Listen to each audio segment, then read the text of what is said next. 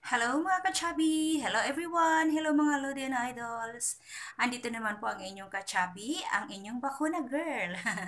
Bakuna girl kasi mahilig talaga ako magsuot ng mga na labas ang ating balikat. Pero syempre, yun tayo eh.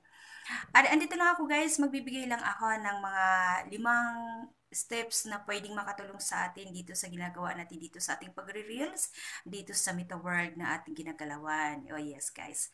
So number 1, mag-upload lang po tayo ng reels, 1 to 2 reels a day. Yung quality content, relatable, relevant, at interesting. Kasi para pag nakita ng mga iba nating kapwa content creator, at mapapadaan sila sa ating wall, magkakaroon sila ng interest na panoorin.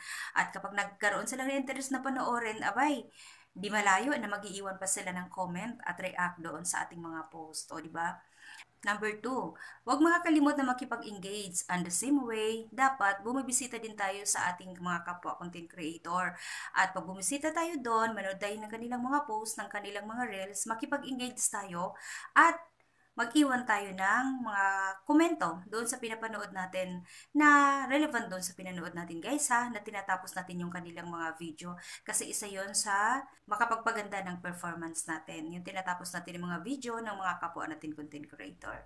Okay, number 3, share a little something of yourself. Yes guys, huwag nating kalimutan na bago tayo nagre-reels, ay meron din tayong mga personal moment na ina-upload natin dito sa ating mga personal account. Kung personal account man po ang ating gamit. Sa ating mga personal account guys, di ba, more on ay public na talaga tayo, hindi na tayo naka-private.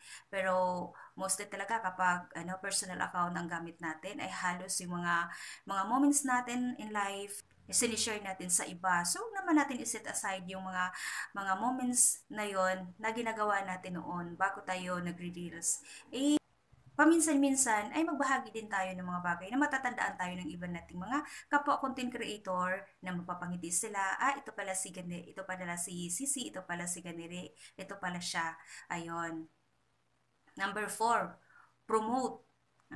Mag-promote din tayo guys ng ating mga ibang mga lodi na lalo na kapag alam nating mga engagers sila, lalo na kapag alam nating mga solid sila ng mga responder. Ayan, i-promote po natin sila sa ating page bilang pasasalamat na din natin sa patuloy din nilang pakikipag-engage natin. At kung makita nila na patuloy pinopromote natin sila, may posibilidad na palagi nila tayong dadalawin din sa ating bahay. Ayun, matutuwa syempre sila dahil pinopromote natin sila.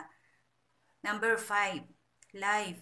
Yes guys, mag-live tayo ng kahit 2 to 3 times a week. Isa din yun sa bagay guys na makakatulong sa ating 60k minutes views kapag hindi pa po tayo na-hit ang ating 60 minutes views. Or di kaya kapag hindi naman tayo masyadong busy, ay mag-live tayo kahit 1 hour a day lang. Malaking bagay yun guys. Isa yan sa nakatulong sa akin nung hindi pa nahit ang aking 60k. Araw-araw ako nagla-live ng 1 hour at doon nga nahit ko ang 60k. 40 lives ang nangyari noon guys. Bago ko na-hit yung 60k ko and then na monetize na nga po tayo sa ating in-stream ads at sa ngayon nga ay may ads na po yung ating in-stream ads. So kapag magawa po natin lahat yun guys, ay magkakaroon ng flow of topics ang ating mga FB page or ating mga personal accounts. At laging may something to look forward sa inyong mga followers sa inyo. At maaaring mapansin ka pa ng ibang mga kapwa nating content creator at babalikan nila ikaw at ang mga upload mong mga reels ay susuportahan ka nila. At di lang yon, baka mapansin din tayo ni Facebook na sobrang active natin, very active tayo sa ating ginagawa, consistent tayo sa pag-upload, at consistent tayo talaga na mapaganda ang performance natin dito sa Meta World. So yun yan guys, ang aking mga munting tips para sa ating lahat. Kahit ako ay ginagawa ko rin yan. Kumbaga, disclaimer lang po, based on my experience lang po yung mga yan. Ayan lang po guys, maraming salamat sa inyong panonood. Don't forget to like, comment, share, and follow for more content. Bye!